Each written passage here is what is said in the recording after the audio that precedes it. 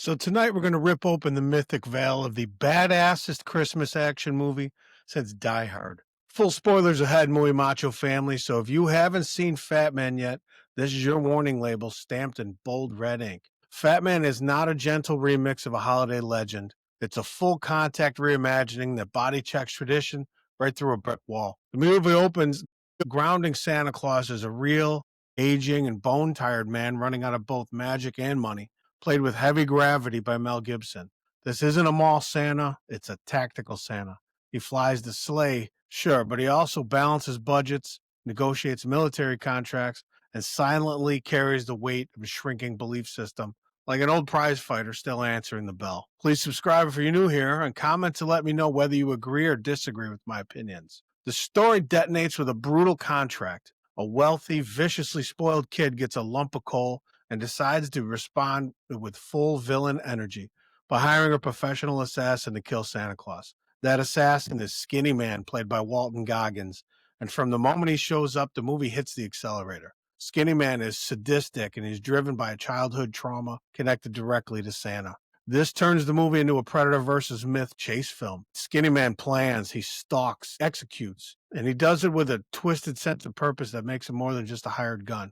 He's a man who feels personally owed blood. So enter this hitman swaggering with this chaotic energy. Goggins chews through this role like a wolf through raw meat. He isn't just dangerous, he's petty, cruel, and methodical all at once. He interrogates people, tortures for information, sets traps, and smiles the whole time. He feels like a firecracker taped to a rattlesnake, unpredictable and guaranteed to end badly for anyone near him.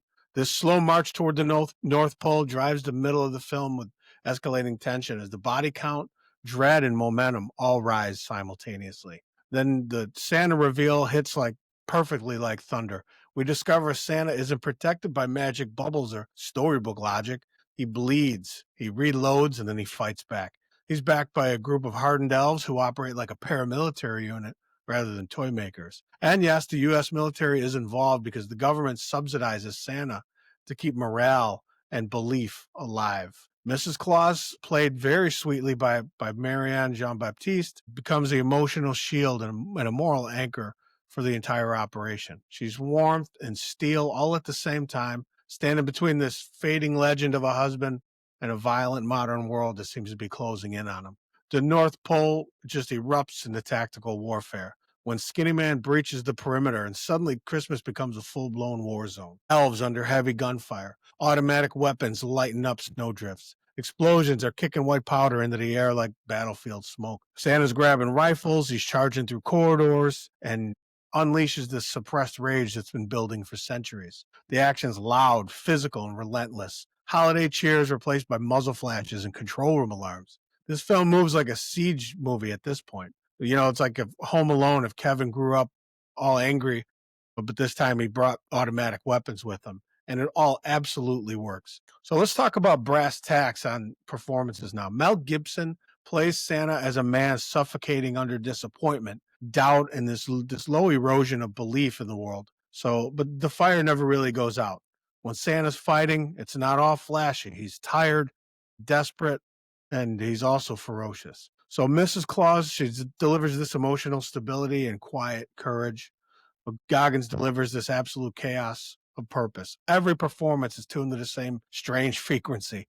It's grounded realism in this absurd premise. That kind of tonal consistency, it's why the movie doesn't collapse under its own crazy concept. Now the final hunt ignites across the frozen terrain, and it culminates in this brutal cat and mouse confrontation outside at Santa's compound.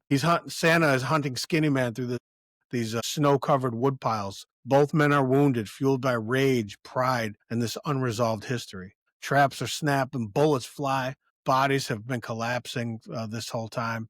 The final showdown becomes this raw, close quarters, messy violence. Santa and the would-be assassin bleeding into the same battlefield space where myth dies and survival takes over. The last fight lands like two freight trains throwing punches. It's slow, massive, gory, and devastating in impact. So in the end, I mean, it's got a not quite a Hollywood ending, but I really think you're going to like this movie. So here's the full spoiler alert verdict. Fatman commits completely to this insane premise and somehow emerges as this gritty, emotionally grounded holiday action thriller. It's violent, it's weird, and darkly funny. Underneath all the gunfire and the vengeance, it's secretly about belief and consequences and the cost of keeping legends alive in a world that no longer wants to believe in them. This is not a Christmas movie for children, I'll tell you. This is a Christmas movie that's made for grown men who like their holiday cheer delivered with gunpowder. All right, so that's going to do it for the Muy Macho today. I want to let you know I salute this film for swinging hard, connecting clean, and never once apologizing for what it is. So watch this one as soon as you can. We will see you down the road there. Adios. Later. Bye.